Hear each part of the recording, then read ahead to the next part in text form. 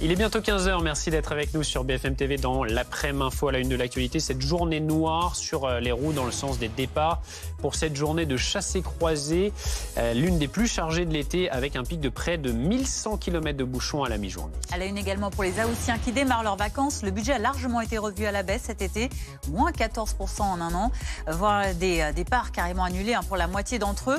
Dans ce journal, nous vous emmènerons en pleine nature dans le Doubs avec Marion Russell. Aux États-Unis, Kamala Harris officiellement désignée candidate démocrate pour la prochaine présidentielle, alors que Donald Trump annonce un débat pour le 4 septembre prochain. Nous serons aux États-Unis dans un instant avec notre correspondante Sonia Dredi. Et nous ferons le point sur cette moisson exceptionnelle de médailles pour les athlètes français des JO. Et ce n'est pas fini. 38e médaille décrochée il y a quelques instants par Lisa Barbelin au tir à l'arc. 37e, c'était ce matin au tir au pistolet. Le point dans cette édition.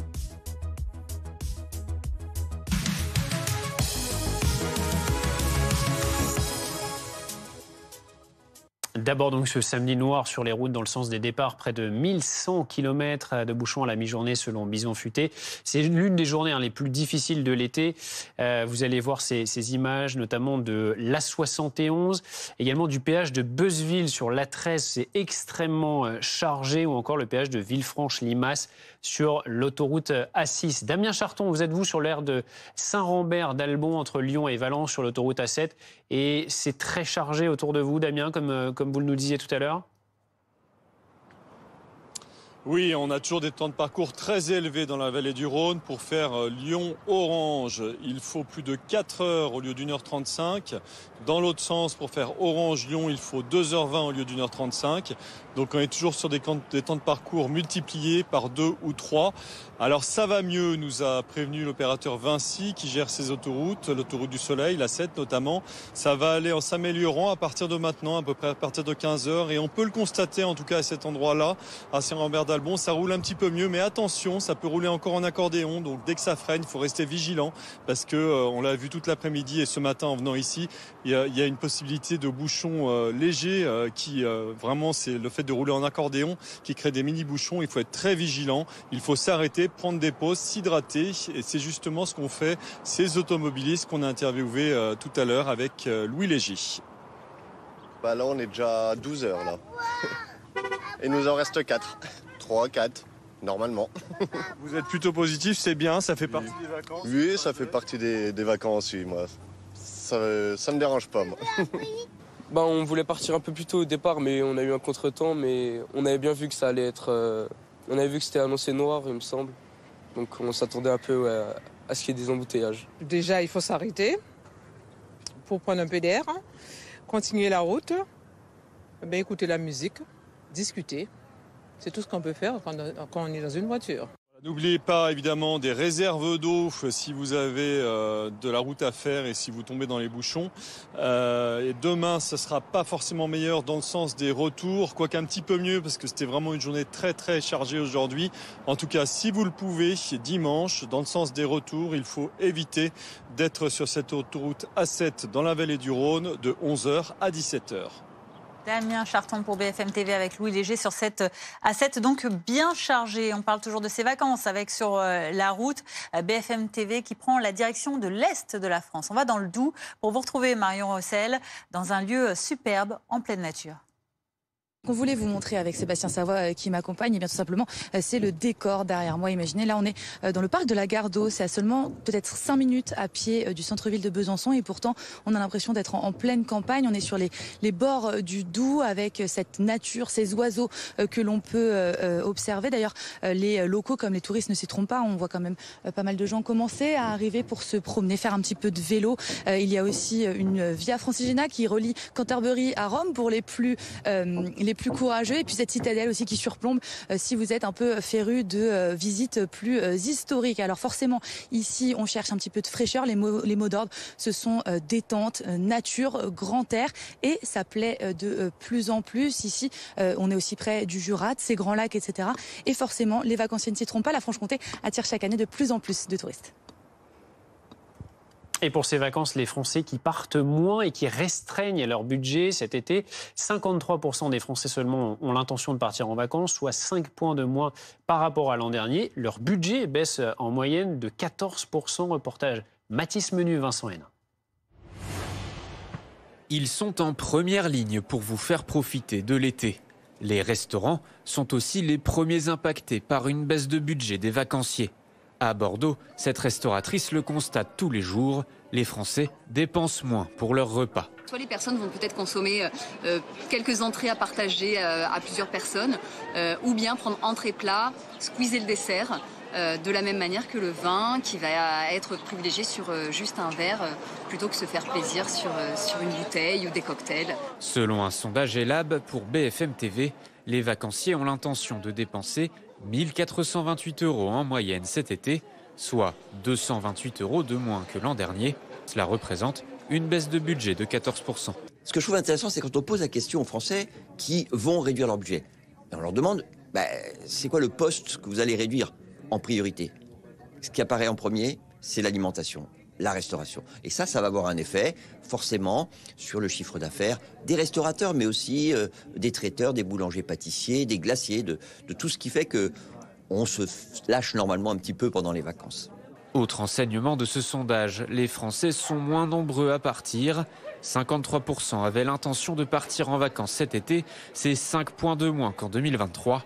Près de 3 vacanciers sur 10 affirment avoir modifié leur plan en raison des Jeux Olympiques. Et puis les eaux de la Méditerranée sont anormalement chaudes en ce moment. Près de 30 degrés ont été relevés sur la côte est de la Corse. Il s'agit peut-être d'une bonne nouvelle pour certains baigneurs, mais en tout cas, cette augmentation de la température, c'est une menace pour les écosystèmes marins. Rachel Desmith. Plus la peine de se mouiller la nuque avant d'aller piquer une tête, car la mer Méditerranée s'est réchauffée. La température de l'eau atteint les 24 degrés sur cette plage. Elle est trop bonne et elle est chaude et c'est impeccable. En fait, elle est super chaude et même, ça rafraîchit pas trop, mais bon, personnellement, j'aime bien l'eau un peu chaude. Les épisodes caniculaires, mais surtout le réchauffement climatique, ont fait grimper les températures. 29 degrés ont été enregistrés sur le littoral corse et jusqu'à 28 degrés au large des Alpes-Maritimes, soit 3 degrés de plus que les normales saisonnières. On a observé des records de température dans les précédentes années qui dépassaient les modèles météorologiques et climatiques, y compris des modèles qui étaient inscrits dans les rapports du GIEC. Et ce qui est préoccupant, c'est que cette année, on est en passe de dépasser le record qui avait déjà été dépassé plusieurs fois en 2023. L'année dernière, à la même époque, la Méditerranée avait enregistré un record de température médiane à 28,71 degrés en surface. Une chaleur qui met en péril l'écosystème marin, mais pas seulement. Ça modifie 2 choses fondamentales. La physique de l'océan, parce que la température conditionne la densité de l'eau, donc les grands courants, donc la climatisation de la planète. Et la deuxième chose, des raisons biologiques, parce que l'ensemble des organismes marins ont une phase qui se déroule dans ces eaux de surface, la phase planctonique critique du développement embryonnaire, et que donc toutes les espèces marines sont concernées. Autre conséquence, les eaux chaudes favorisent la prolifération de nouvelles espèces invasives, comme ces algues toxiques japonaises, échouées au large des côtes marseillaises. Bonjour Loïc Spadafora, merci d'être avec nous en direct sur BFM TV. Vous êtes météorologue et directeur du média Info Occitanie. On bat des records pour la température de la Méditerranée en ce moment ? Oui, alors comme tous les étés, à cette période de l'année, effectivement, on bat parfois des records sur certaines journées. Mais la bonne nouvelle, c'est que la température de la mer Méditerranée va un peu baisser au cours des prochains jours parce qu'en réalité, l'eau, elle est très élevée en ce moment en raison notamment de l'absence du Mistral et de la Tramontane qui habituellement soufflent au moins plusieurs jours au mois de juillet. Et le Mistral et la Tramontane, en fait, ces vents de terre, ils ont tendance à évacuer l'air chaud, en fait, la température chaude en surface vers le large. Et l'absence de ces vents fait que la température de la mer Méditerranée est assez élevée en cette période de l'année, mais ils sont de retour, Mistral et Tramontane, depuis hier. Ils soufflent aujourd'hui, ils vont continuer de souffler lundi et mardi, donc on devrait avoir quand même une baisse de quelques degrés de la mer Méditerranée au cours des prochains jours. Ce manque de vent, est-ce que c'est la conséquence du changement climatique ? Non, c'est qu'en fait, on est le début de l'été, en réalité, dans un flux de sud, avec plutôt un air marin, un vent de sud qui soufflait sur les côtes méditerranéennes. Et le vent de sud donc, a tendance à ramener les eaux chaudes en direction des plages, alors qu'à l'inverse, le vent de nord, le Mistral, que l'on connaît bien en Méditerranée ou même la Tramontane, ces vents-là, ils ont tendance à évacuer réellement, en fait, à évaporer la chaleur qui est présente sur les côtes. Et ça, en fait, ça envoie la masse d'air chaud qui stagne au-dessus de la mer plutôt au large. Ça fait remonter les eaux froides sur le bord de mer et donc on devrait avoir, je pense, une baisse là dans les prochaines heures de ces températures. Alors même si ça va baisser, cette Méditerranée en surchauffe, est-ce que c'est inquiétant ? Oui, c'est assez inquiétant. Quand même, depuis quelques années, on bat chaque année, comme vous l'avez dit, des records de quelques dizaines de 0,2 degrés, parfois de 1 degré. Et ça va continuer évidemment, puisque plus la température du monde se réchauffe, plus les eaux des mers et des océans seront chaudes, et y compris la Méditerranée. Et d'ailleurs, c'est l'une des raisons pour laquelle on a eu des orages localement violents hier dans le département du Gard, notamment avec de la grêle, de fortes rafales de vent. C'est dû à ce contraste de température entre de l'air très très chaud, très sec dans les terres et la Méditerranée qui est chaude, et avec l'effet des reliefs évidemment où il y a beaucoup plus d'air froid en altitude. Merci beaucoup Loïc Spadafora, météorologue, directeur du média Info Occitanie, pour ces informations et donc la température de la Méditerranée qui devrait se rafraîchir ces prochains jours.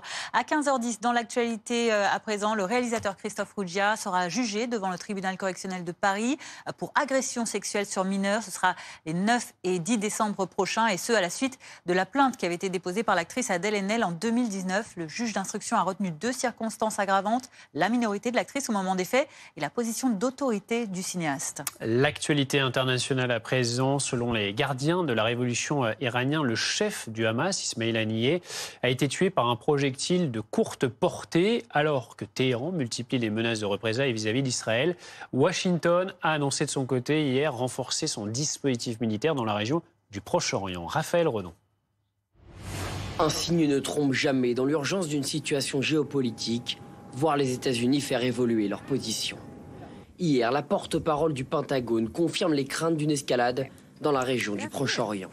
Le ministre va procéder à de multiples déplacements de forces afin de renforcer la protection des forces américaines dans toute la région, d'apporter un soutien accru à la défense d'Israël et de veiller à ce que les États-Unis soient prêts à répondre à cette crise en constante évolution.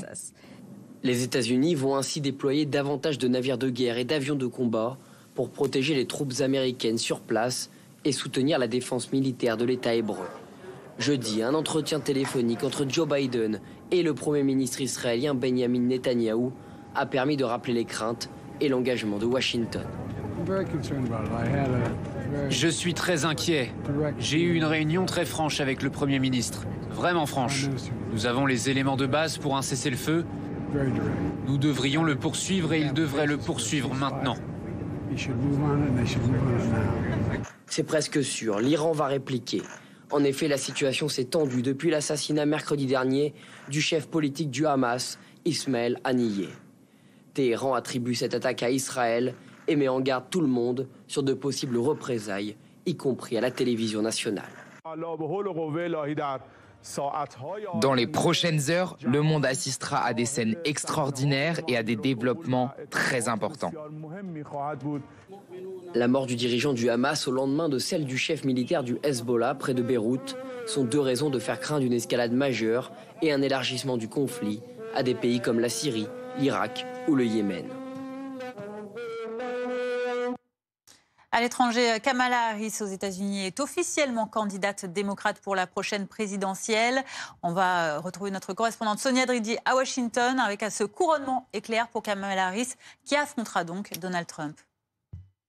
Kamala Harris qui s'est dite honorée, qui va accepter formellement l'investiture lors de la convention démocrate qui se déroulera fin août à Chicago. C'est une bonne nouvelle de plus pour la vice-présidente puisqu'hier, son équipe de campagne a annoncé qu'elle avait récolté pour le mois de juillet 310 millions de dollars en levée de fonds. Donc c'est à peu près le double de ce qu'a récolté son rival républicain Donald Trump. C'est un nouveau signe de l'enthousiasme qui entoure tour la candidature de Kamala Harris. Et pour se démarquer de Joe Biden, eh bien Kamala Harris a choisi pour message principal pour sa campagne non pas la défense de la démocratie comme Biden, mais la liberté. C'est un thème notamment qui plaît aux jeunes et d'ailleurs la chanson Freedom, Liberté de la chanteuse Beyoncé est devenue la bande-son de sa campagne.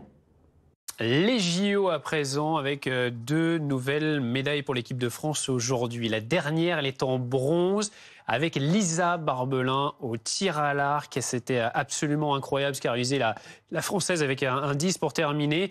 Et un peu plus tôt, l'argent au tir au pistolet à 25 mètres pour Camille Jedrzejewski. On en est à 38 médailles. La France qui est 3e au classement. Et puis il y a quelques minutes, le Club France a chaviré de bonheur, a fêté les champions du BMX Racing. Vous savez, les Français qui ont réalisé un incroyable triplé. Joris Daudet, médaille d'or. Sylvain André, médaille d'argent. Et puis Romain Mailleux pour le bronze. Regardez cette fête incroyable avec nos champions. On note aussi qu'en judo, l'équipe de France mixte est en finale, emmenée par Teddy Riner après avoir battu l'Italie 4-1. En demi-finale. Des images qui nous font toujours très plaisir avec ce fameux Club France qu'on connaît désormais sur le bout des doigts. Et dans ce contexte, eh bien évidemment, certains produits dérivés s'arrachent comme des petits pains dans les boutiques officielles, notamment celle des Champs-Élysées qui ouvre. Anne-Sophie Varmont, vous y êtes pour BFM TV avec ces files d'attente qui ne désemplissent pas.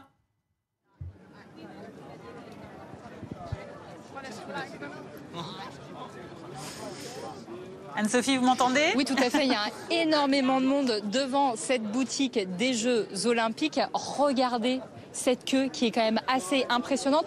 Alors on vous rassure quand même, on a discuté avec les personnes qui faisaient la queue, qui nous disaient qu'en fait c'était à peu près 30 minutes d'attente. Donc oui, vous avez la queue, vous avez à peu près 200 mètres de queue, mais par contre ça avance. Et en fait ça montre un petit peu la ferveur des Jeux Olympiques qui prend toute la France. Et c'est le cas de Gabriel et Evan.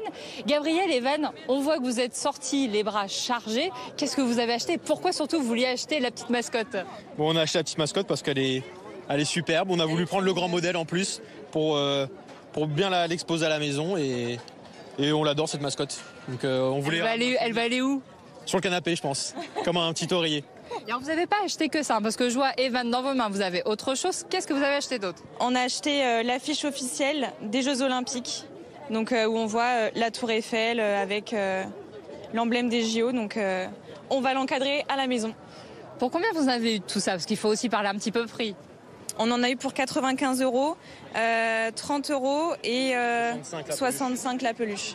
Est-ce que vous attendiez à dépenser autant ou est-ce que vous êtes fait un petit peu avoir ? On s'est fait avoir. On pensait juste, moi je pensais juste faire un tour, regarder un peu ce qu'il y allait avoir. Et j'ai vu la mascotte et c'est le gros volume que je voulais. Donc, et après j'ai vu aussi l'affiche que j'avais vue plusieurs fois sur internet et le fait qu'elle soit là, je me suis dit que c'était la bonne occasion de la prendre en fait. Merci beaucoup à tous les deux et merci de soutenir nos Français aussi en achetant la petite mascotte parce qu'ils nous ont dit ils vont l'emmener aussi dans les stades parce qu'ils vont aller voir notamment la lutte. Alors si vous voulez venir dans cette boutique qui est sur les Champs-Élysées, vous avez encore le temps puisque cette boutique, elle est ouverte tous les jours de 9h à 23h. Merci beaucoup Anne-Sophie Varmont sur les Champs-Élysées avec Juliane Roland. Alors il faut le dire, on n'a jamais vu Paris comme ça, non, avec incroyable. cet état d'esprit, des gens heureux, de la joie, des moments absolument magnifiques, cette fierté d'être français. Et du coup, eh bien, certains Parisiens qui ont voulu absolument fuir ces Jeux à tout prix le regrettent aujourd'hui. Raphaël Redon. La côte atlantique ressemble cet été au refuge des Parisiens. S'offrir la mer et surtout éviter les encombrants Jeux Olympiques, idylliques sur le papier. Mais en réalité, certains regrettent déjà.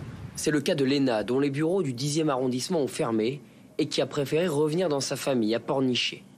Moi, je suis avec mes parents ici, mais je pourrais être avec une vingtaine de copains à crier derrière l'écran pour pousser Léon Marchand à avoir une nouvelle médaille, en fait. J'aurais bien même été voir des matchs ou des combats dans un bar. C'est aussi cela, la réussite olympique, faire regretter la magie des Jeux à ceux qui en avaient peur. À Deauville, où de nombreux Parisiens possèdent des résidences secondaires, le calme tranche un peu trop avec la folie parisienne. C'est vrai que ce côté, on va dire, festif de la chose est exceptionnel. Ça aurait été effectivement pas mal de le vivre. Oh, surtout pour l'ambiance, je crois. L'ambiance, elle doit être géniale. Donc ça, c'est quelque chose qu'on ne capte pas trop à la télé. Enfin, le fait d'y être soi, c'est complètement différent. Claudie a été convaincue, elle sera de retour à Paris dans les prochains jours. Certains écourtent les vacances, d'autres optent à nouveau pour le présentiel, comme dans l'entreprise de communication de Mathieu Elkheim. On voit quelques personnes qui avaient privilégié le télétravail, qui reviennent un peu et qui prennent plaisir à revenir un peu plus qu'ils ne l'avaient prévu.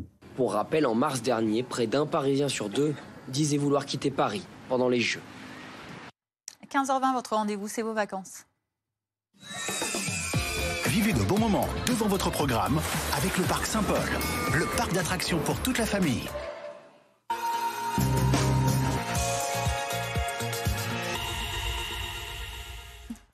C'est vos vacances et nos matchs de l'été. Vous allez devoir choisir avec les deux activités proposées aujourd'hui par nos reporters. Antoine Corvère d'un côté, Laura Baquet de l'autre qui testent les meilleures activités de l'été. On va dans le sud-ouest avec du surf pour l'une et pour l'autre, parc aquatique. À vous de choisir. Aujourd'hui, je vous propose de glisser sur les vagues. Et moi, je vous propose un parcours d'obstacles géant. Alors, parc aquatique ou surf. C'est vous qui choisirez. Avant d'aller dans l'eau, il faut déjà apprendre à se lever sur sa planche. On appelle ça un take-off. Christophe, c'est beau comme ça? Avance un petit peu les appuis. Maintenant, on passe à l'échauffement peut-être, non? Allez, on y va. Des petits squats? Moi aussi, je m'échauffe, Laura. Bon, quel est le conseil pour réussir ce parcours? De rester stable et surtout, il faut jamais s'arrêter. Stable et je m'arrête jamais. Allez, c'est parti, on y va. Ok.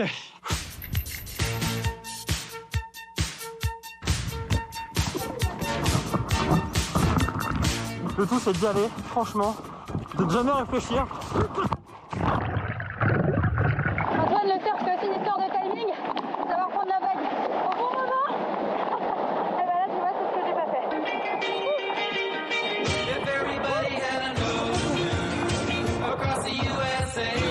C'est une question d'équilibre, mais bon, je t'apprendrai. Il va où? Tu vas où, Antoine? Eh oui. Coach, là, je fais comment, là, par exemple? Il est pas doué. Laura, va un peu plus loin. Tu mets le pied avant, bien droit. Parfait. Je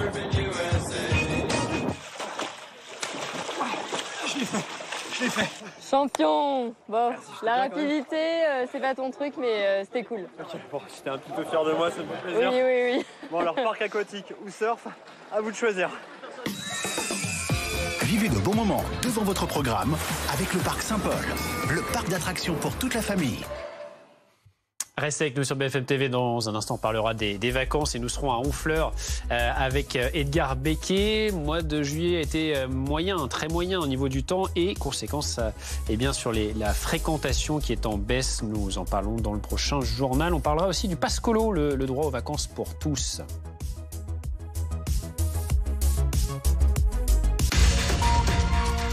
Bonjour les amis, on se retrouve à la rentrée à partir du 26 août, du lundi au jeudi de 20h à 22h. Notez bien dans vos agendas. Pour un tout nouveau rendez-vous, alors il y aura évidemment de l'info, du débat, mais bien plus que ça. Qu'est-ce qu'il y aurait de nouveau d'ailleurs, Eric? De l'opinion, de la profondeur et puis un ton, mesdames, messieurs. Faites-nous confiance. Liberté, égalité, Brunet. Dès le 26 août de 20h à 22h en direct sur BFM TV.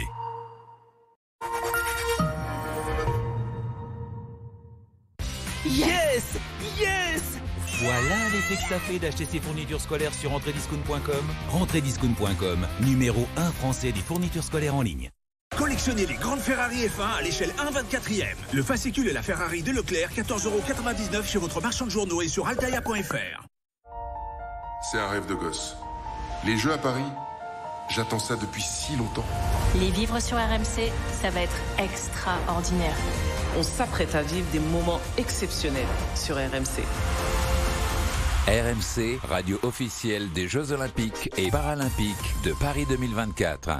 Vous avez des difficultés à faire vos lacets? Certains vêtements sont inconfortables à cause des frottements? Vous êtes facilement essoufflé? Si ces situations vous parlent, vous êtes peut-être en situation de surpoids, voire même peut-être en obésité. Vous soulager de vos kilos peut améliorer votre quotidien. Aujourd'hui, je suis en excellente santé. Je ne suis plus essoufflée. Je dors très bien. Je ronfle plus. Je suis légère. La vie est belle. Pour savoir si vous êtes en situation de surpoids ou d'obésité, rendez-vous sur commejaime.fr. Commejaime.fr. Avant, le mal de dos gâchait mes nuits. Avec le matelas Perco, j'offre à mon dos un confort ultime. Et à moi, de meilleures nuits. Perco a créé le meilleur matelas pour soulager notre dos avec des professionnels de santé. Testé par un laboratoire indépendant, sa technologie Body Adapt répartit idéalement mon poids pour soulager mes points de tension. Dans les 15 premiers jours, j'ai senti un soulagement de mes douleurs. Comme 9 utilisateurs du matelas Perco sur 10. Rendez-vous sur perco.com et profitez de 100 nuits pour l'essayer. Perco. Libérez votre dos. Excusez-moi, where can I find the Mickey D's? Pardon? Where is Macari? Macari? C'est Marseille ici. Macari dog. Macca's? Duncan? McD. Macca's. Big Mac. That's it. Cet été, on accueille le monde entier chez McDo, Mickey D's, McDonald's. Bienvenue comme vous êtes. Cette nuit, profitez de votre ensemble de literie Emma pour bien vous reposer. Car demain, les produits Emma sont spécialement conçus pour aider les athlètes et les sportifs du quotidien à se réveiller en pleine forme. Alors pendant les promos de l'été, profitez de jusqu'à moins 50% de réduction sur emma.fr.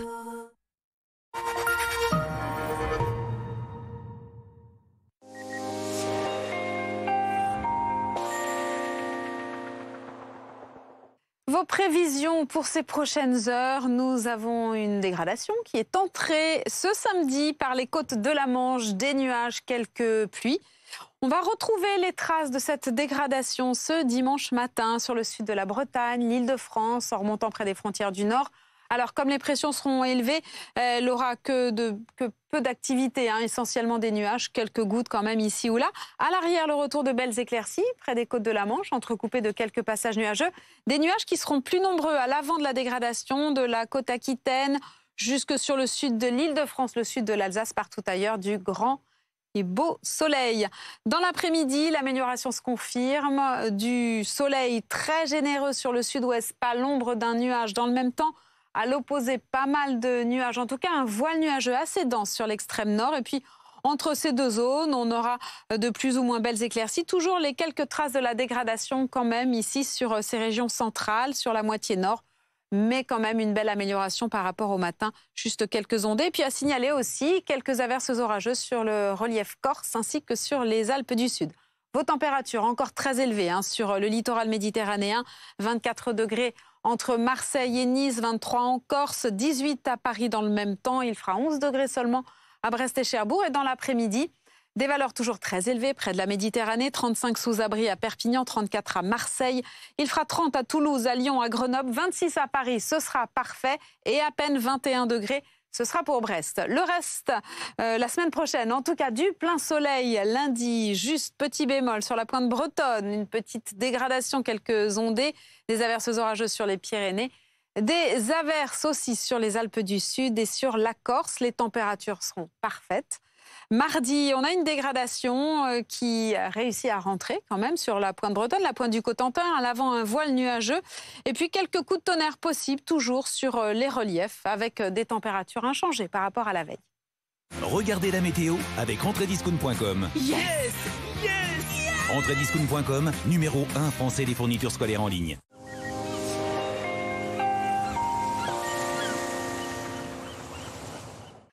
Vos prévisions sur vos plages pour ce dimanche, eh bien, ce sera du soleil, mais à peine voilé quand même sur le nord des côtes de la Manche. Ailleurs, de belles éclaircies. 22 degrés à Cabourg, pour une eau à 21 degrés. Sur la façade atlantique, que du soleil, le plus souvent. Un mercure qui pourra atteindre les 25 degrés, c'est tout à fait respirable. C'est parfait à Biarritz avec une eau à 23 degrés. 19 degrés dans l'eau, dans le même temps du côté de Crozon. Puis sur le littoral méditerranéen, le soleil toujours, la chaleur toujours, même si ça baisse quand même d'un cran.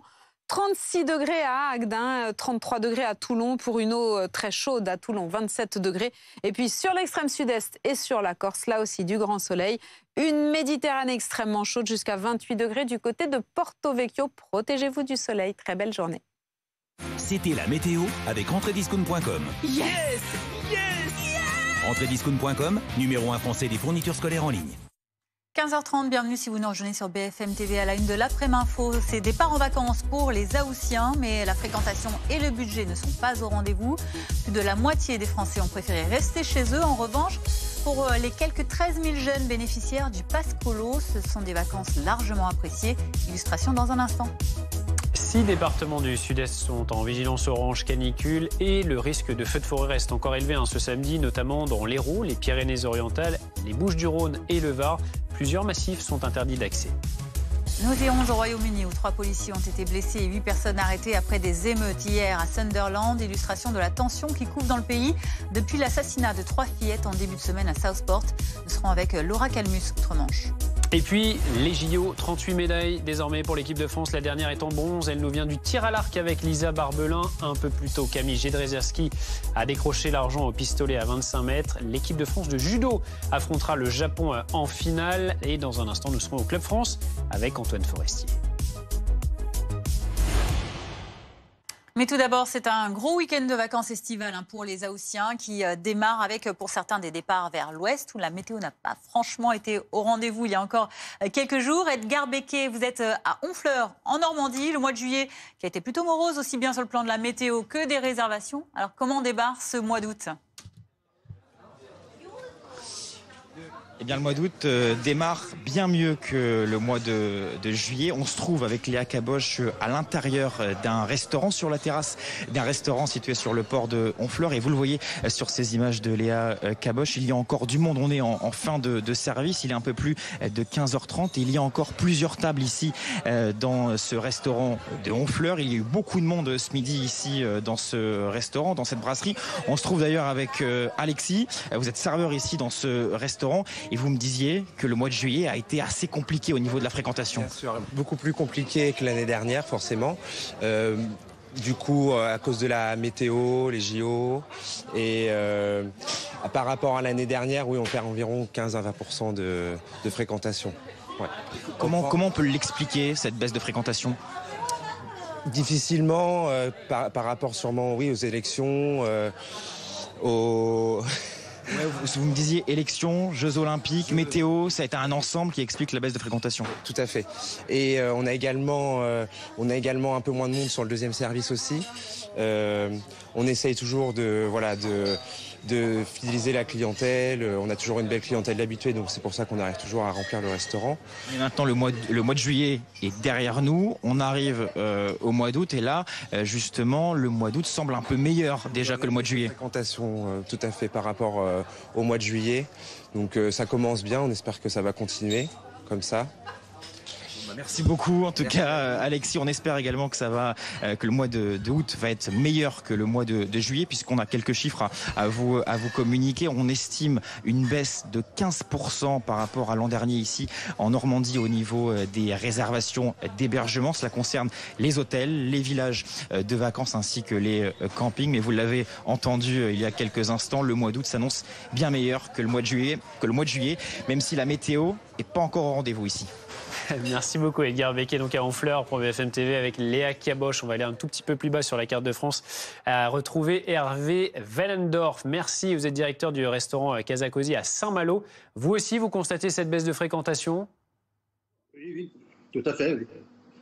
C'est un peu plus compliqué que les autres années, quoi. C'est-à-dire en chiffres, ça donne quoi par rapport à un mois de juillet des autres années ? C'est moins 10, minimum. Ouais.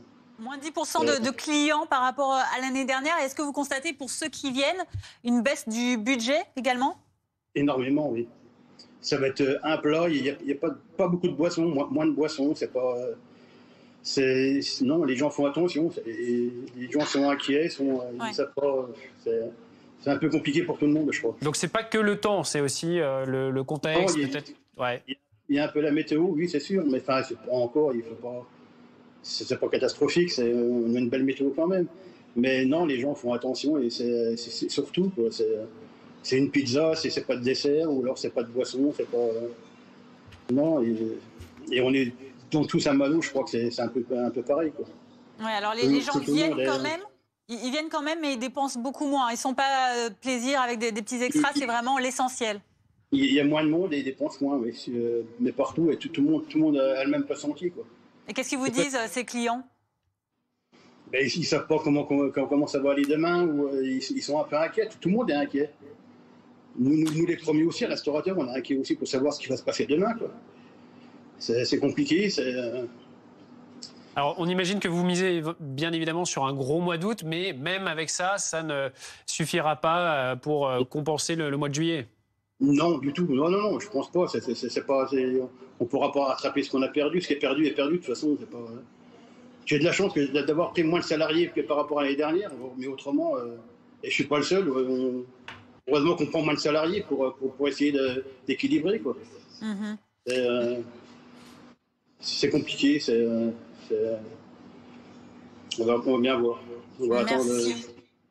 Merci Hervé Walendorf, directeur du restaurant Casa Così à Saint-Malo. On vous souhaite bon courage évidemment pour ce mois d'août qui démarre.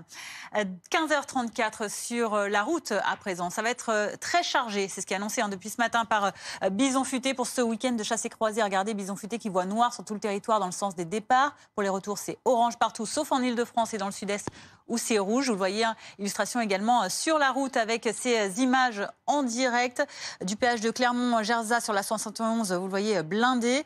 C'est le cas également du péage de Beuzeville sur l'A13. Beaucoup de monde également du côté de Villefranche-Limace sur l'A6. Soyez prudents évidemment et pensez toujours à ces pauses toutes les 2 heures. C'est important. Ouais. Et preuve que les routes sont chargées aujourd'hui, Bison Futé a relevé un pic d'embouteillage à 1096 km à la mi-journée. Alimentation, activité, comment faites-vous pour passer le temps pendant vos pauses sur les aires d'autoroute? Damien Charton et Louis Léger sont allés à la rencontre des automobilistes. Le récit de Sema Kemissi. Au péage de Vienne, la circulation est très difficile depuis ce matin. Plus de 100 km de bouchons ont été constatés sur l'autoroute A7. L'occasion pour ces vacanciers de prendre une pause après un trajet de plusieurs heures. On prévoit tout, le petit-déj, voilà, pour pas perdre de temps sur les aires de repos, le pique-nique, et puis voilà, puis ça roule. Là, il nous reste 3 heures, 3-4 heures, je crois. Donc là, après, avec les bouchons là, il y a une bonne heure de bouchons, je pense. On est passé, ça allait bien. Et puis là, là, quand on est arrivé ici, là, on s'est garé parce que là, c'est bouché. Alors, quitte pour faire la pause aux gamins, là, les enfants, on va faire la pause là tout de suite. En ce week-end de chasse et croisée, ce samedi est classé noir au niveau national dans le sens des départs. Pour les retours, la circulation est aussi difficile. Selon Bison Futé, elle ne devrait pas s'améliorer dans la journée. Malgré cela, les automobilistes gardent le sourire. Nous, on n'est pas pressés, on a le temps sur la route des vacances. On n'est pas celui qui va arriver le plus vite ou en premier. Et quand le trajet dure, les passagers ont leur méthode pour passer le temps. Le doudou, les jeux et les jouets. Le téléphone, principalement, la radio. Et puis, on fait des pauses pour faire passer le temps aussi. Les conditions de circulation devraient s'améliorer ce dimanche, mais resteront compliquées, notamment en Ile-de-France.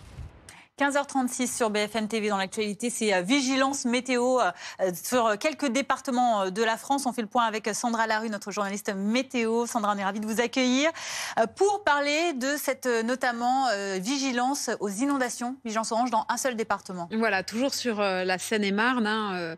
La décrue est en cours, mais on a quand même localement cette onde de crue qui se poursuit. Donc on attend encore un petit peu.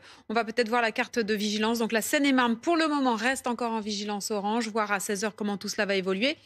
Et puis, on a aussi toujours cette vigilance en cours sur ces départements méditerranéens. Il fait toujours très chaud. Ça va durer, Sandra ?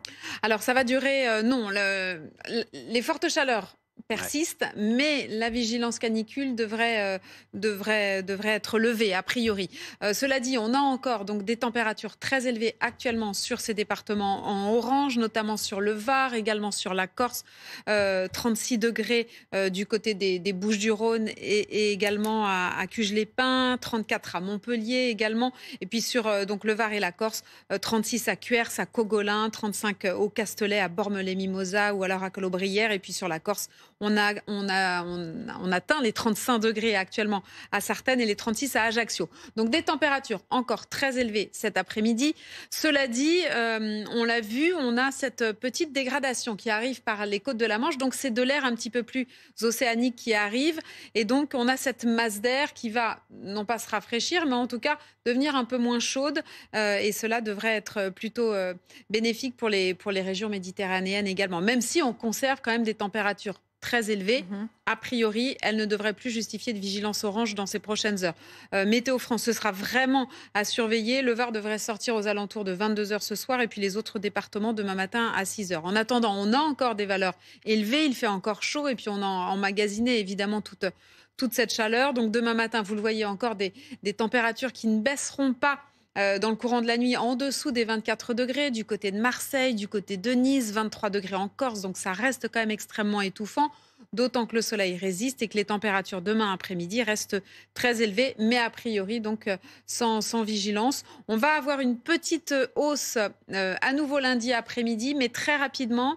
Des orages devraient arriver, en tout cas des précipitations, une dégradation devrait arriver entre mardi et mercredi, et cela devrait faire baisser les températures qui auront à nouveau augmenté en début de semaine. Merci beaucoup Sandra Larue. On suivra ça également au jour le jour avec vous. La chaleur qui est l'un des ingrédients qui favorise les incendies de forêt également, avec la sécheresse, le vent. C'était le cas encore hier après-midi dans l'Hérault tout près de Montpellier. 38 hectares de végétation partis en fumée à Fabrègues. Incendie fixé en début de soirée grâce à d'importants moyens. 290 pompiers et 4 Canadair ont notamment été mobilisés hier. Nous sommes en direct avec le lieutenant-colonel Michel Seyss. Bonjour, merci d'être avec nous. Du CODIS du Var, Centre départemental d'incendie et de secours. Votre département est concerné par une vigilance orange canicule. Les pompiers du Var sont-ils pour l'instant particulièrement en alerte à ces incendies ? Bonjour, effectivement les sapeurs-pompiers du Var sont en alerte. Comme vous le disiez précédemment, nous sommes soumis à de fortes chaleurs et un épisode de canicule depuis le début de semaine. Aujourd'hui, pour le département du Var, c'est plus de 580 sapeurs-pompiers mobilisés en caserne et 100 sapeurs-pompiers qui sont mobilisés sur le dispositif préventif, ce qui permet d'avoir 5 groupes d'intervention, un module d'intervention rapide, également 4 hélicoptères bombardiers d'eau qui sont prêts au décollage pour surtout départ de feu. À toute éventualité, est-ce que des massifs sont interdits d'accès aujourd'hui ? Oui, aujourd'hui, nous avons sur le département du Var un massif qui est considéré en danger très sévère, qui est sur le secteur des Monts Toulonnais, donc à l'ouest de notre département littoral. Et donc, on vous invite à consulter le site de la préfecture du Var pour suivre en direct et être à jour pour l'accès dans les massifs forestiers. Bien évidemment, dans ces conditions-là, il faut être particulièrement vigilant pour tout ce qui va être randonnée ou activité humaine, que ce soit dans la forêt ou en périphérie de la forêt. Merci beaucoup, Michel Seyss, d'avoir été avec nous pour ces précisions. C'est important de rappeler effectivement aussi ces consignes et ces gestes à observer avec ces fortes températures et donc ces risques de feux de forêt. Dans l'actualité également, ce rassemblement statique qui a lieu cet après-midi, place de la Nation à Paris, en soutien à Paul Watson. Nicolas Coadou, vous êtes sur place. Paul Watson, c'est le fondateur de l'ONG Sea Shepherd qui a été arrêté par les autorités danoises et le Japon réclame son extradition. Il y a un peu plus d'une centaine de personnes, c'est ça Nicolas ? Oui, exactement, une grosse centaine de personnes, donc en soutien à Paul Watson. On va revenir un petit peu en arrière pour les téléspectateurs qui n'ont pas nécessairement suivi cette histoire. Paul Shepherd, activiste contre la chasse aux baleines notamment, plus généralement pour la protection des océans, qui a été donc arrêté en Groenland, qui est sous protectorat danois, il y a maintenant une dizaine de jours, par les autorités, parce qu'il est poursuivi par le Japon pour avoir entravé la chasse à la baleine. Voilà pour le contexte désormais. Oui, plus d'une centaine de militants se sont rassemblés ici, vous le voyez sur ces images de Nicolas de Roussy, pour réclamer la libération de Paul Watson et surtout ne pas qu'il soit extradé vers le Japon qui réclame son extradition immédiate. Bonjour Michel.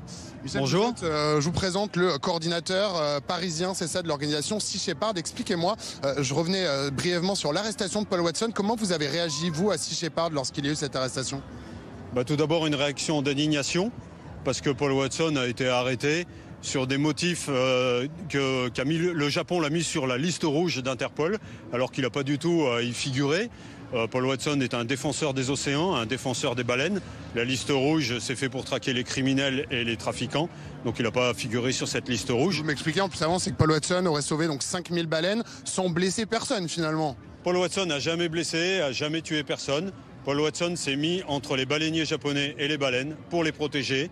On estime qu'il en a sauvé 5000 et toute leur dépendance. Et c'est la seule chose qu'il ait faite. C'est pour ça qu'on est indigné au fait que le Japon le mette sur liste rouge et que le Danemark l'ait arrêté au Groenland le 21 juillet dernier. Ça marche. Merci beaucoup Michel. Voilà, vous l'entendez, tout le monde ici demande la libération de Paul Watson et surtout sa non-extradition vers le Japon, puisque le Japon a demandé son extradition un petit peu plus tôt. Il risque 15 ans de prison là-bas. Il pourrait donc finir ses jours en prison s'il était extradé vers le Japon. Merci Nicolas Coadou avec Nicolas de Roussy pour BFM TV. Dans l'actualité à l'étranger à présent, bref, aux États-Unis, Kamala Harris est désormais assurée d'être la candidate du camp démocrate à l'élection présidentielle de novembre. L'actuelle vice-présidente qui a recueilli les votes en ligne de plus de la moitié des délégués du parti bien avant la clôture du vote lundi. L'actualité également au Royaume-Uni où 3 policiers ont été blessés et 8 personnes arrêtées après des émeutes à Sunderland. Illustration de la tension qui couve dans le pays depuis l'assassinat de 3 fillettes en début de semaine à Southport. Laura Calmus, on vous retrouve au Royaume-Uni. Laura, comment se sont déroulées ces dernières heures ? Eh bien, c'est surtout ces manifestations ces violences qui ont choqué hier soir avec ce matin un élan de solidarité de la part des habitants de Sunderland qui sont venus pour nettoyer les dégâts. Car hier soir, eh bien, ces centaines de manifestants qui étaient masqués s'en sont pris aux forces de l'ordre avec des magasins qui ont été pillés. Le commissariat et la mosquée de la ville a été pris pour cible et une voiture a été incendiée. Alors ces violences sont imputées à l'extrême droite et sont liées à l'attaque au couteau de Southport qui a fait 3 morts, 3 fillettes qui sont décédées après cette attaque au couteau et à cause des informations souvent fausses qui ont circulé sur les réseaux sociaux par rapport au suspect. On dit qu'il est demandeur d'asile, qu'il est musulman, qu'il est arrivé en Angleterre il y a à peine 1 an. Toutes ces informations ont été fausses, ont été d'ailleurs démenties par les autorités qui ont été forcées, même s'il est mineur, de donner son identité. Mais le mal est fait, c'était déjà trop tard et donc ces manifestations se multiplient. Les autorités estiment que près de 30 manifestations pourrait aussi avoir lieu aujourd'hui. 15h46, les JO et les performances de nos athlètes extraordinaires, tout simplement. Antoine Forestier, vous êtes au désormais célèbre Club France au Parc de la Villette dans le nord de Paris. Grosse ambiance aujourd'hui encore, puisqu'il y a quelques minutes à peine, vous avez suivi la célébration des 3 champions du BMX qui ont fêté leurs médailles d'or, d'argent et de bronze. Oui, ils ont fait un triplé hier à Saint-Quentin en Yvelines, nos Français, Joris Daudet, Sylvain André, Romain Mailleux, qui sont venus célébrer avec le public. Ils l'avaient déjà fait hier soir avec le public en folie de Saint-Quentin. Et bien ici, je veux dire, à la Villette, il y avait encore plusieurs milliers de personnes pour les célébrer. Ils ont eu une haie d'honneur ici juste derrière moi. Ils sont montés sur scène et ils ont chanté avec le public. Je vous propose de revivre ce moment très sympathique devant la caméra de Valentin Rivolier.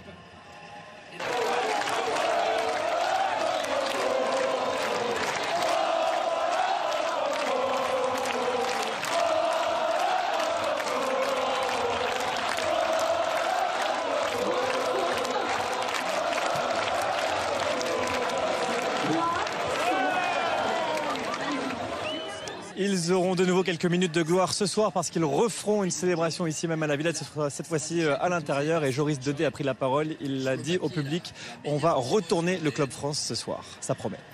Ça promet. Merci beaucoup Antoine Forestier, le taulier du Club France, Antoine, qui nous permet de ne rien louper sur place dans cette ambiance absolument dingue. Merci Antoine, avec Adrien Fache. Un autre Antoine est avec nous, Antoine Salva. Merci Antoine, journaliste RMC Sport. Alors d'abord, on va revenir sur nos 2 nouvelles médailles pour l'équipe de France ce samedi. Et oui, 2 nouvelles médailles, la 37e et la 38e. 11 en or, 13 en argent, 14 en bronze, qui nous donne donc 38 médailles. La dernière en date, Lisa Barbelin en tir à l'arc, miraculée en quart, éliminée en demi-finale. Elle a remporté la médaille de bronze aux Invalides. C'est le premier podium français de la discipline depuis le bronze en équipe à Pékin en 2008. Et l'autre médaille, c'était ce matin, première en tir à l'arc donc, mais également pour le tir tout court. Lors de ces Jeux, Camille Jedrzejewski, 22 ans, argent en tir au pistolet à 25 mètres, c'était ce matin à Châteauroux. En finale, la native de Compiègne, numéro 3 mondial, a été battue par la numéro 2 mondiale, la coréenne Yang Jin, au tir de départage. Alors il y a les chances de médaille, parce que la journée n'est pas finie, loin de là, et notamment en judo avec cette bonne nouvelle. Et oui, par équipe, avec autour de Teddy Riner, l'équipe de France qui affrontera le Japon. C'est la revanche de la finale des Jeux de Tokyo en 2021. Les Japonais veulent donc l'emporter à Paris. En demi-finale, les Français ont éliminé l'Italie grâce à des victoires de Gaillet, Dico, Riner et Sizik. La finale est à suivre à partir de 16h30. Programme très alléchant aussi en natation. Oh que oui, les médailles devraient encore tomber. Ça commence avec Maxime Grousset, 20h30. Le néo-calédonien de 25 ans, il est champion du monde de 100 mètres papillon. À suivre donc Maxime Grousset, 20h30. 21h28, nous aurons la finale des 800 mètres dames. Anastasia Kirpichnikova sera ensuite suivie à 21h58 de la finale relais 4 x 100 mètres 4 nages mixte autour de Léon Marchand qui après 4 titres individuels compte bien accumuler des breloques dans la besace avec ce relais-là, mais aussi le relais homme qui sera à suivre demain. Voilà pour la natation. Ouais, approcher de la quarantaine de médailles faciles d'ici ce soir. Mais merci. Oui. Avec peut-être 6 en or pour Léon Marchand. On croise les doigts, rien que ça. Extraordinaire. À tout de suite la météo.